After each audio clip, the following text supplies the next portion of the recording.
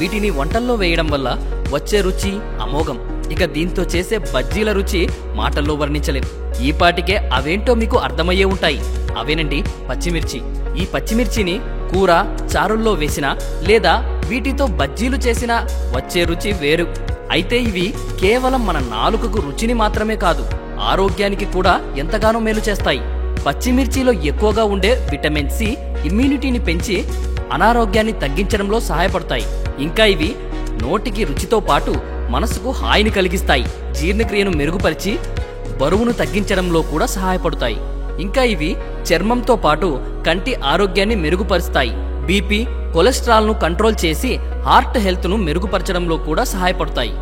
అలాగే ఇవి నొప్పులను తగ్గించడంతో పాటు లంగ్స్ను హెల్దీగా ఉంచుతాయి. అయితే వీటిని ఎక్కువగా తింటే మాత్రం కడుపులో అల్సర్లు, ఉబ్బరం లాంటి సమస్యలు తలెత్తే అవకాశం ఉంటుంది. కాబట్టి ఏదైనా సరే అతిగా కాకుండా మితంగా తింటే ఆరోగ్యానికి చాలా మంచిదని గుర్తుంచుకోండి. Thank you.